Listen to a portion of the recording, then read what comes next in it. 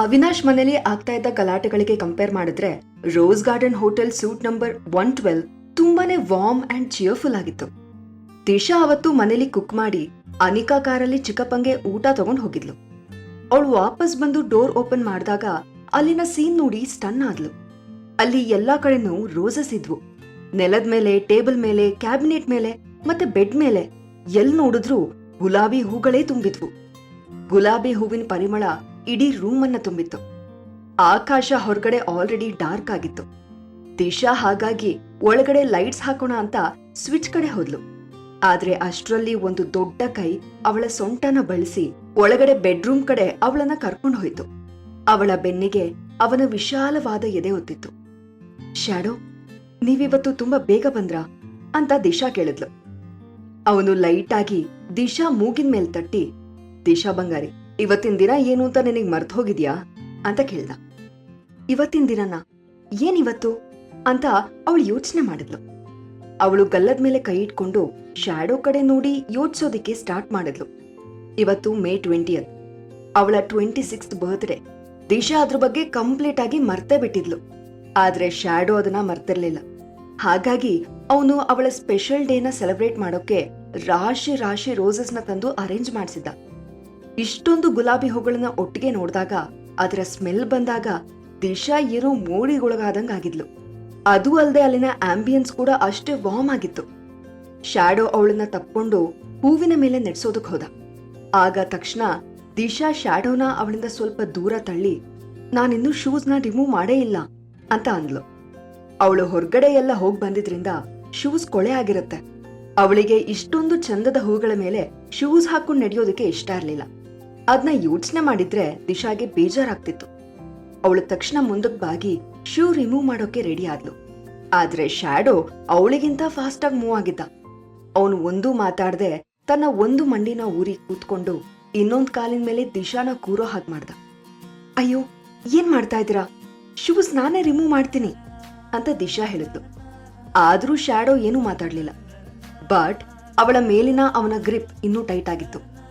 ದಿಶಾಗೆ finally ತಾನಿನ್ನೂ ಏನು ಮಾಡಕ್ಕಾಗಲ್ಲ ಅಂತ ಅನಿಸ್ತು. ಶ್ಯಾಡೋ ಸೈಲೆಂಟ್ ಆಗಿ ಅವಳ ಕೈಗಳನ್ನ ಅವನ ಕತ್ತಿನ ಸುತ್ತ ಹಾಕೊಂಡು ಅವಳ ಶೂಸ್ನ ರಿಮೂವ್ ಮಾಡ್ದ. ಅವಳಿಗೆ ಇದನ್ನ ನೋಡಿ ತುಂಬಾ ಟೆನ್ಷನ್ ಆಗಿತ್ತು, ನರ್ವಸ್ ಕೂಡ ಆಗಿತ್ತು. ಹಾಗಾಗಿ ಅವಳ ಬಾಡಿ ಫುಲ್ ಸ್ಟಿಫ್ ಆಗಿತ್ತು. ದಿಶಾ ಅಂತ ಶ್ಯಾಡೋ ಕರೆದಾಗ ದಿಶಾ ಮತ್ತೆ ರಿಯಾಲಿಟಿಗೆ ಬಂದ್ಲು. ಹಾ, ಎಸ್, ಶೂಸ್ ತೆಗಿಯಕ್ಕೆ ಕಷ್ಟ ಆಗ್ತಾ ಇದ್ಯಾ? ಅದಕ್ಕೆ ನಾನೇ ತೆಗಿತೀನಿ ಅಂತಿದ್ದು, ಬಿಡಿ ಅಂತ ಹೇಳಿದ್ಲು. ಆದ್ರೆ ಶ್ಯಾಡೋ ಆಲ್ರೆಡಿ ಅವನ ಶೂಸ್ನ ರಿಮೂವ್ ಮಾಡಿದ್ದ. ಆಮೇಲೆ ಅದನ್ನ ಕೈಯಲ್ಲಿ ಹಿಡ್ಕೊಂಡು ಅದನ್ನ ಏನೋ ಸ್ಟಡಿ ಮಾಡೋ ತರ ನೋಡ್ತಿದ್ದ. ಅದು ಹೆಚ್ಚಂದ್ರೆ ಅವನ ಬೆರಳಿಂದ ರಿಸ್ಟ್ ತನಕ ಬರ್ತಿತ್ತು ಅಷ್ಟೆ.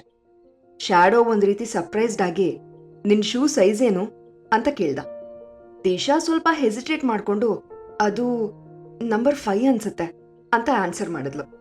ಆಕ್ಚುಲಿ ಅವಳ ಶೂ ಸೈಜ್ 5 ಕೂಡ ಇರ್ಲಿಲ್ಲ. ಕೆಲವೊಂದು ಶೂಸ್ ಅವಳಿಗೆ 4.5 ಕೂಡ ಸಾಕಾಗ್ತಿತ್ತು. ಅದು ಯಾವ ಶೂ, ಅದರ ಸ್ಪೆಸಿಫಿಕೇಶನ್ ಏನೋ ಅನ್ನೋದ್ರ ಮೇಲೆ ಕೂಡ ಸೈಜ್ ಡಿಪೆಂಡ್ ಆಗ್ತಾ ಇತ್ತು. ಓ ಹೌದಾ ಅಂತ ಶ್ಯಾಡೋ ಹೇಳ್ದ. ಅವನ ವಾಯ್ಸ್ ತುಂಬಾ ಫರ್ಮ್ ಆಗಿತ್ತು. ಅವನು ಖಂಡಿತ ಈಗ ಜೋಕ್ ಮಾಡ್ತಾ ಇರ್ಲಿಲ್ಲ. ಅಷ್ಟೊಂದು ಸೀರಿಯಸ್ ಆಗಿ ಅವನು ಅವಳಿಗೆ ಎಲ್ಲಾನು ಎಕ್ಸ್ಪ್ಲೇನ್ ಮಾಡ್ತಿದ್ದ. ಅವನು ಹಾಗೆ ಹೇಳೋದನ್ನ ಕೇಳಿ ದಿಶಾಗೆ ಒಂಥರ ಟೆನ್ಷನ್ ಸ್ಟಾರ್ಟ್ ಆಯ್ತು. ಅದ್ ಹೇಗಾಗುತ್ತೆ? ನಾನಿನ್ನೂ ಅಪ್ಪಂಗೆ ಊಟ ತಗೊಂಡು ಹಾಸ್ಪಿಟಲ್ಗೆ ಹೋಗ್ಬೇಕಲ್ವಾ? ಅದೂ ಅಲ್ಲದೆ ನನಗೆ ಮೇಕಪ್ ಆರ್ಟಿಸ್ಟ್ ಆಗಿ ನನ್ನ ಜಾಬ್ ಇಷ್ಟ ಆಗಿದೆ. ನಾನಿದ್ನ ಕಂಟಿನ್ಯೂ ಮಾಡ್ಬೇಕು ಅಂತ ಅಂದ್ಲು. ಅವಳ ಮಾತಿಗೆ ಶ್ಯಾಡೋ ನಗ್ತಾ, ನೀನೇನ್ ಹೆದರ್ಕೋಬೇಡ ದಿಶಾ, ನಾನ್ ಜಸ್ಟ್ ನನಗೇನ್ ಅನ್ಸುತ್ತೆ ಅದನ್ನ ನಿನ್ನ ಹತ್ರ ಹೇಳಿದೆ ಅಷ್ಟೆ. ನಿನ್ನ ವಿಷಯದಲ್ಲಿ ನಾನ್ ಎಷ್ಟು ಪೊಸೆಸಿವ್ ಆಗಿದ್ದೀನಿ ಅಂತ ನಿನಗ್ ಗೊತ್ತಾಗ್ಬೇಕು ಅಂತ ನಾನು ಇದನ್ನೆಲ್ಲ ಹೇಳಿದೆ ಅಷ್ಟೆ. ನೀನು ನಿನ್ನ ಅಪ್ಪನ್ ನೋಡ್ಕೋಬೇಕು ಅಂದ್ರೆ ಅಥವಾ ಆ ಅವಿನಾಶ್ ಲಾಸ್ಯ ಮೇಲೆ ರಿವೆಂಜ್ ತಗೋಬೇಕು ಅಂದ್ರೆ ನಾನ್ ಯಾವ ಕಾರಣಕ್ಕೂ ನಿನ್ನ ತಡೆಯಲ್ಲ. ಅಷ್ಟೇ ಅಲ್ಲ, ನಾನ್ ನಿನಗೆ ಕಂಪ್ಲೀಟ್ ಸಪೋರ್ಟ್ ಕೂಡ ಮಾಡ್ತೀನಿ. ಬಟ್ ಬೇರೆ ಗಂಡಸರು ನಿನ್ನ ಇಷ್ಟಪಡ್ತಾರೆ ಅನ್ನೋ ಫೀಲ್ ಬಂದಾಗ ನನ್ಗೆ ಗೊತ್ತಿಲ್ಲದೆ ಅವ್ರನ್ನೆಲ್ಲ ಸರಿಯಾಗಿ ಹೊಡೆದು ಬಿಡ್ಬೇಕು ಅಂತ ಅನ್ಸುತ್ತೆ ಅಂತ ಹೇಳ್ದ. ದಿಶಾಗೆ ಅವನು ಆಡಿದ ಕೊನೆ ಮಾತುಗಳು ತುಂಬಾ ಹಿತ ಅನ್ನಿಸ್ತು. ಶ್ಯಾಡೋ ಅವಳ ಬಗ್ಗೆ ತುಂಬಾನೇ ಕೇರ್ ಮಾಡ್ತಿದ್ದ. ದಿಶಾಗೆ ಏನ್ ಬೇಕು ಏನ್ ಬೇಡ ಎಲ್ಲಾದ್ರ ಬಗ್ಗೆನೂ ಶ್ಯಾಡೋ ಗಮನ ಕೊಡ್ತಿದ್ದ. ಏನ್ ಗೊತ್ತಾ, ನೀವೀಗ ಮಾತಾಡುವಾಗ ಸುಮಾರೆಲ್ಲ ಅಚಿಂತ್ಯ ಅವ್ರ ಮಾತಿನ ತರನೇ ಅನ್ನಿಸ್ತಾ ಇತ್ತು ಅಂತ ದಿಶಾ ಹೇಳಿದ್ಲು. ರಿಯಲಿ ಅಂತ ಶ್ಯಾಡೋ ಕೇಳ್ದ. ನೀವ್ ಬ್ರದರ್ಸ್ ಅಲ್ವಾ? ಅಫ್ಕೋರ್ಸ್. ಸೊ ದಿಶಾಗೆ ಸಡನ್ ಆಗಿ ನಾನ್ ಯಾಕೆ ಈ ತರ ಎಲ್ಲ ಮಾತಾಡ್ಬಿಟ್ಟೆ ಅಂತ ರಿಗ್ರೆಟ್ ಆಯ್ತು. ಅವರಿಬ್ರು ಶ್ಯಾಡೋ ಐಡೆಂಟಿಟಿ ಬಗ್ಗೆ ಗೊತ್ತಿದ್ರು ಅದನ್ನ ಈಗ್ಲೇ ಓಪನ್ ಆಗಿ ಮಾತಾಡ್ಕೊಳ್ಳಲ್ಲ ಅಂತ ಡಿಸೈಡ್ ಮಾಡ್ಕೊಂಡಿದ್ರು. ಆದ್ರೆ ದಿಶಾ ಮಾತ್ರ ಮಾತಾಡ್ತಾ ಮಾತಾಡ್ತಾ ಅವಳಿಗೆ ಗೊತ್ತಿಲ್ಲದೆ ಶ್ಯಾಡೋ ಅಚಿಂತ್ಯನ್ ಬ್ರದರ್ ಅಂತ ಹೇಳ್ಬಿಟ್ಟಿದ್ಲು. ಈಗ ಆಡಿರೋ ಮಾತನ್ನ ಅವಳು ವಾಪಸ್ ತಗೊಳಕಂತೂ ಸಾಧ್ಯ ಇರ್ಲಿಲ್ಲ.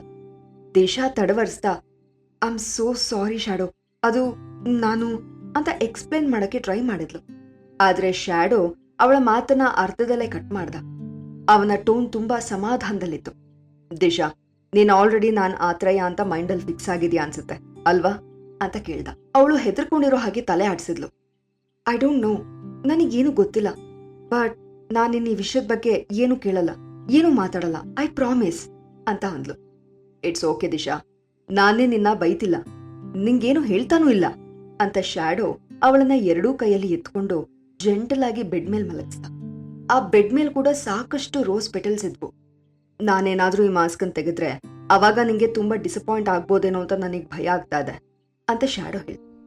ಡಿಸಪಾಯಿಂಟ್ಮೆಂಟ್ ಆಗೋದಾ? ಅದು ನಿಮ್ಮೇಲ? ನೆವರ್ ಅಂತ ದಿಶಾ ಹೇಳಿದ್ಲು.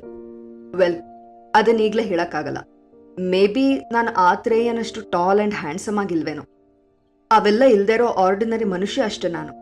ನನ್ನ ಹತ್ರ ನಿಂಗೆ ಕೊಡೋಕೆ ಪ್ರೀತಿ ಬಿಟ್ರೆ ಬೇರೇನೂ ಸ್ಪೆಷಲ್ ಇಲ್ಲ. ಅದರಿಂದಾಗಿ ನೀನೇನಾದ್ರೂ ನನ್ನ ಬಿಟ್ಟು ಹೋದ್ರೆ ಅಂತ ನನಗೆ ಭಯ ಆಗ್ತಾ ಇದೆ ಅಂತ ಶ್ಯಾಡೋ ಹೇಳ್ದ. ಅವನ ಮಾತಲ್ಲಿ ನಿಜವಾಗ್ಲೂ ಏನೋ ಅರ್ಥ ಇರೋ ಹಾಗಿತ್ತು. ಒಂದು ಕ್ಷಣ ದಿಶಾಗೆ ಅವನು ಅವಳ ಅನುಮಾನಗಳನ್ನ ಕನ್ಫರ್ಮ್ ಮಾಡ್ತಾ ಇದ್ದಾನೇನೋ ಅಂತ ಅನಿಸ್ತು. ಆದ್ರೆ ಕೊನೆಗೂ ಅವನ್ ಯಾರು ಅನ್ನೋ ವಿಷಯ ಅವನು ರಿವೀಲ್ ಮಾಡಿರ್ಲಿಲ್ಲ.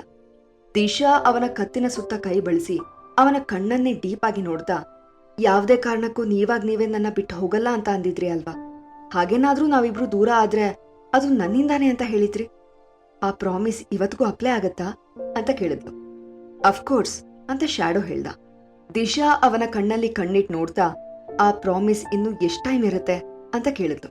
ನನ್ ಜೀವನ ಪೂರ್ತಿ ಇರತ್ತೆ ಅಂತ ಶ್ಯಾಡೋ ಹೇಳ್ದ. ದಿಶಾ ಇನ್ನೂ ಕಂಫರ್ಟಬಲ್ ಆಗಿ ಅವನ ಹತ್ರ ಸರಿದು ಅವನ ಕೂದಲಿನ ಜೊತೆ ಬೆಳ್ಳಲ್ಲಿ ಆಟ ಆಡ್ತಾ, ವೆಲ್, ಇವತ್ತು ನನ್ ಬರ್ತ್ಡೇ ಆಗಿರೋದ್ರಿಂದ ನಾನೇ ಫಸ್ಟ್ ಒಂದ್ ವಿಶ್ ಮಾಡ್ತೀನಿ.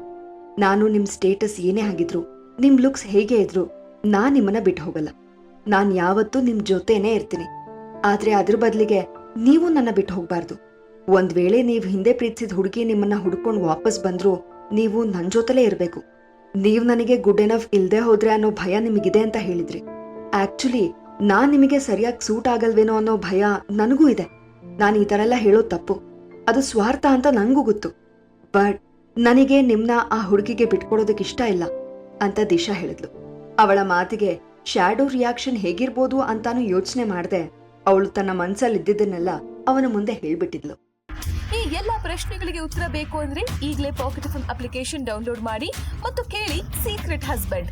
ಅಪ್ಲಿಕೇಶನ್ ಡೌನ್ಲೋಡ್ ಮಾಡಲು ಡಿಸ್ಕ್ರಿಪ್ಷನ್ ನಲ್ಲಿ ಇರುವ ಲಿಂಕ್ ಅನ್ನು ಕ್ಲಿಕ್ ಮಾಡಿ.